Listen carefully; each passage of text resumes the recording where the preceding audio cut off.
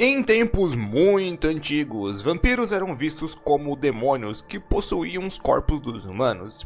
Em outros momentos da história, seres sem ritos funerários que ficavam vagando pela terra. Criaturas capazes de grandes façanhas e sempre impondo medo nos vivos. No mundo da literatura, a conversão total com o cristianismo e a Bíblia acontece com Drácula.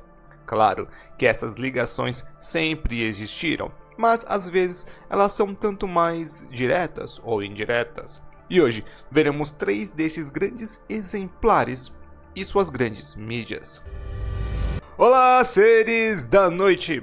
Hoje, antes de colocarmos sangue de cordeiro nas portas para não sermos arrebatados, gostaria de pedir aos meus inscritos que já deixassem um like, comentário, compartilhasse para quem puder se tornar membro por R$ 1,99 para ter acesso antecipado, grupo de conversas e entre outros mais benefícios mais pra frente. Agradeceria demais. Para quem não puder, tá tudo certo, ainda tem um valeu demais e doações diretas. Para quem ainda não for inscrito, se inscreva, vale a pena, ajuda muito o canal. Aí, chegamos à marca de 6.000 inscritos, o que é uma grande coisa aí.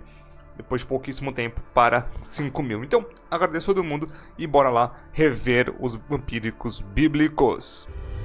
Este é um daqueles vídeos que é bem complicado de se fazer, pois quando falamos de Bíblia, cristianismo e judaísmo, muitas pessoas ficam bem nervosas e ficam bem estressadas. Por isso, eu gostaria de deixar bem claro que aqui estou falando de filmes e algumas mídias e alguns textos. Tá, isso é muito importante. A maioria das coisas que eu vou falar aqui já tem algum outro vídeo maior explicando, menos o da Lilith. Se você acredita ou não, isso não é problema meu.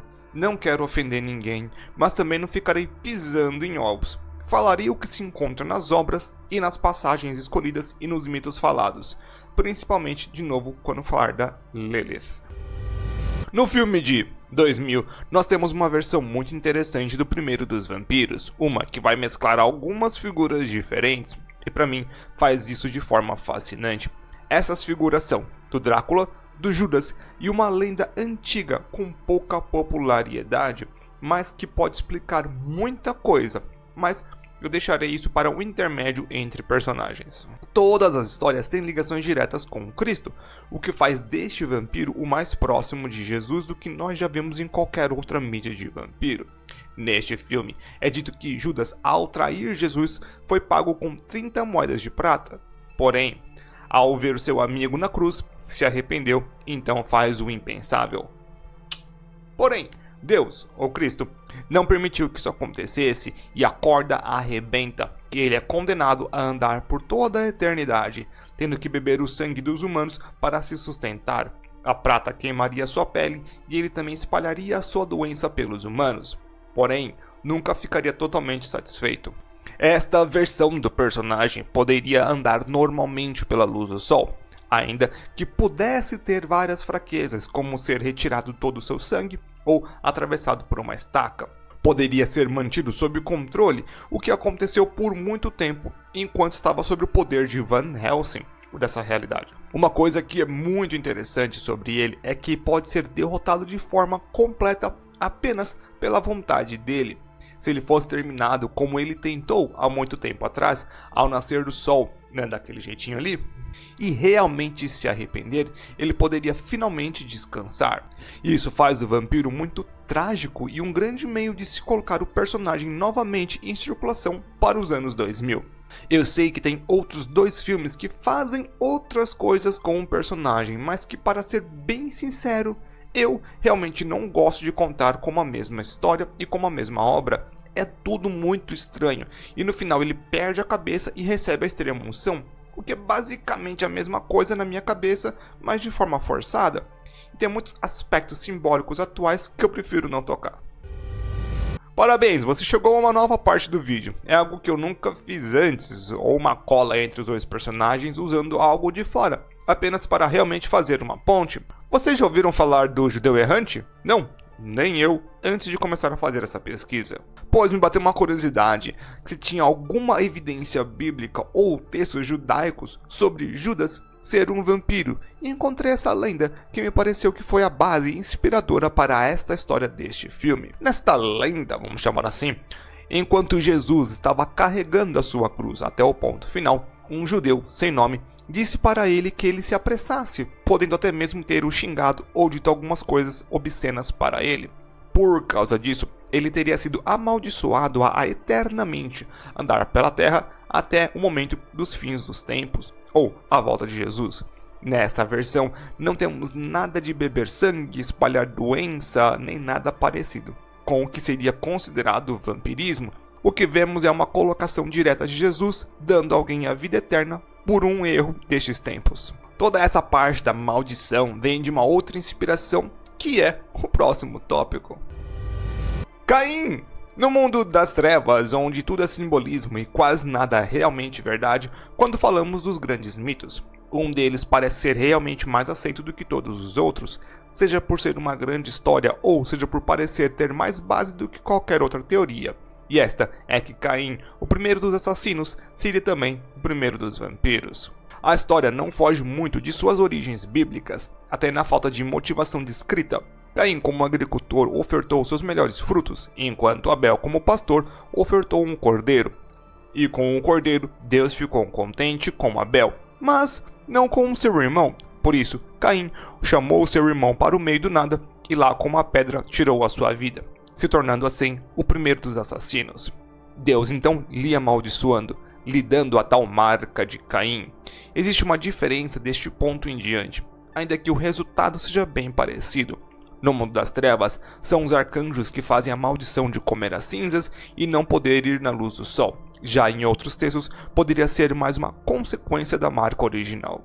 Caim então é exilado para as terras de Nod, onde teria apenas a tragédia e a dor eterna, ainda que existiriam muitos relatos da Bíblia de filhos de Caim e que eles seriam algum nível de poder, ou pelo menos assim diziam, enquanto a ele ainda estaria por aí. Enquanto no mundo das trevas ele viria a ser o rei da primeira cidade, esta já existia antes, ele consegue o reinado dela depois.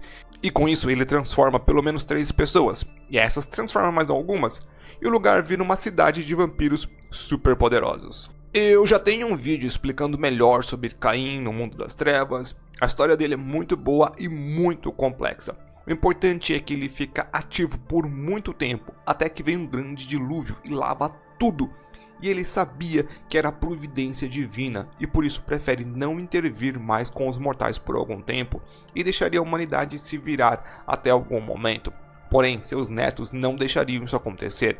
Estes seriam os antediluvianos, que literalmente tomaram, drenaram os seus pais e ficaram cada vez mais poderosos. Caim então amaldiçoa eles novamente com novas fraquezas, sendo as fraquezas dos clãs.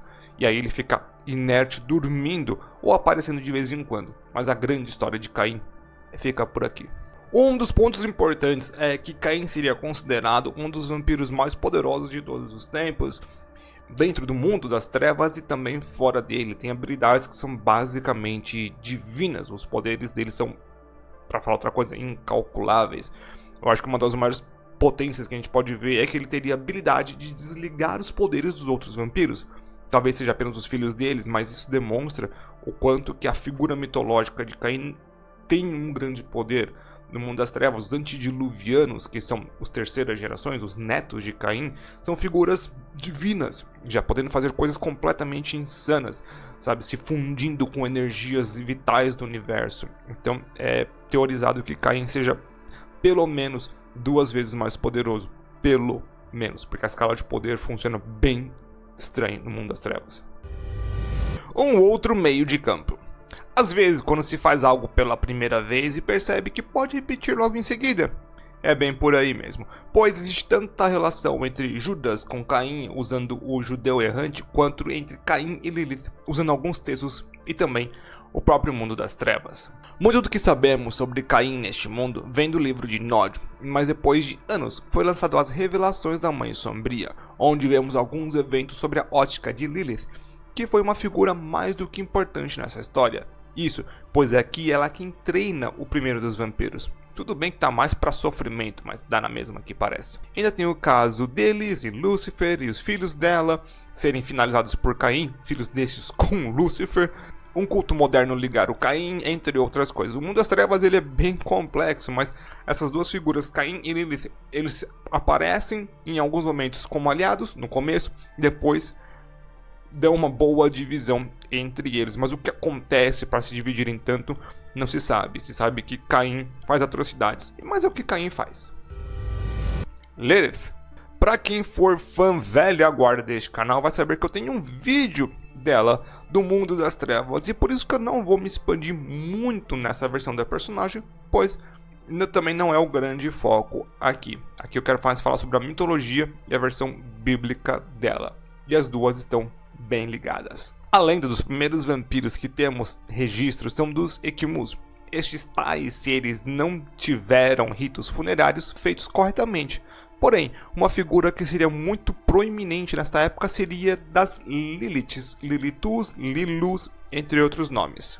Sendo esta uma figura antiga que devoraria crianças e homens, consumindo seu sangue, tendo até mesmo muitos amuletos de proteção contra essas criaturas, sendo algo entre mulher e coruja, sendo uma figura ou espírito maligno que poderiam se considerar hoje em dia um demônio e depois um vampiro. Agora, a sua ligação com o cristianismo e judaísmo é quando falamos em Adão. Afinal de contas, teoricamente, antes de Eva, teria existido Lilith como a primeira esposa de Adão, mas ela não seria submissa a ele e nem à vontade de Deus. Sendo feita da terra como Adão, queria o seu lugar ao seu lado, não debaixo dele, literalmente às vezes, se é que você me entende. Por isso que ela teria sido expulsa do paraíso e sido amaldiçoada a ter 100 filhos por dia e perder a todos. Isso explicaria o motivo dela ir atrás dos homens e das crianças por uma vingança divina, e por querer consumir o sangue deles, seria considerada a primeira figura vampiresca com um nome. Ela sendo a ligação de uma figura corpórea e um demônio, uma ligação muito direta com a humanidade, mas sem nenhum real descendente, sendo uma das primeiras figuras do mundo, porém com quase nenhuma descrição ou passagem. Lilith é uma figura mais do que misteriosa, e sim, fica no estado de lenda, até mesmo nos mitos, podendo ser ou não ao mesmo tempo. A relação entre os vampiros e o cristianismo é um dos aspectos mais fascinantes deste gênero, e como vimos ao longo deste vídeo, existem inúmeras interpretações que entrelaçam essas figuras com passagens bíblicas e lendas antigas, seja através de Judas Iscariotes em Drácula 2000, o primeiro dos assassinos com Caim no mundo das trevas, ou da misteriosa e sombria Lilith. Os vampiros sempre tiveram uma conexão com o sagrado e com o profano, transitando entre maldições divinas e condenações eternas. Essa conexão não é meramente acidental. O vampiro, enquanto criatura da noite que se alimenta dos vivos, representa um método desconhecido da morte e da danação. Em uma época que a religião era o centro da sociedade, muitas dessas lendas foram moldadas sobre a ótica do cristianismo, transformando as criaturas sobrenaturais em símbolos do pecado, da transgressão, da punição divina. Judas, por exemplo, carrega uma maldição por sua traição a Cristo, condenando a vagar eternamente sem redenção. Caim é amaldiçoado por Deus depois de finalizar Abel, e também se torna um errante imortal, uma figura que se encaixa perfeitamente na mitologia vampírica. Já Lilith, com sua rebeldia contra a ordem divina e sua fome por sangue, é uma das figuras mais antigas associadas ao conceito do vampirismo. Além dessas interpretações, vimos como algumas dessas histórias se entrelaçam, como o mito do judeu errante que carrega paralelos tanto com Judas quanto com Caim. Essas conexões mostram como os vampiros podem ser reinterpretados e ressignificados de acordo com o contexto cultural de cada época, mantendo-se relevantes ao longo dos séculos. No final, o que torna essas histórias mais do que fascinantes é justamente o mistério e possibilidade de múltiplas interpretações de mitologia. A mitologia vampírica está em constante evolução, e as novas obras continuarão a explorar essas conexões, adaptando-as para novas gerações. Seja como figuras trágicas ou como monstros impiedosos, os vampiros continuarão a assombrar nossas lendas e telas e imaginações. É isso aí então, meu povo, muitíssimo obrigado. Esse finalzinho ficou com vozes aí porque, sabe como é que é, né? Educação é uma coisa em falta no Brasil, o pessoal não fala, o pessoal grita, né? É esse horário que eu tenho aqui pra gravar, que é teoricamente o mais sossegado aqui que eu tenho. A não ser à noite que eu faço outras coisas ou não faz parte da minha rotina, vamos colocar assim. Fiz uma rotina bem direitinha, mas é isso. Quer me ajudar? Quer me ajudar a comprar equipamento aí contra ruído e contra gente gritando, porque acha que o único jeito de se expressar é gritando? Se torna um membro aí, tem as doações diretas, tem tudo mais para evitar dor de cabeça, o meu estresse e a sua qualidade de áudio. Agradeço todo mundo aí, deixo todo mundo aí na próxima.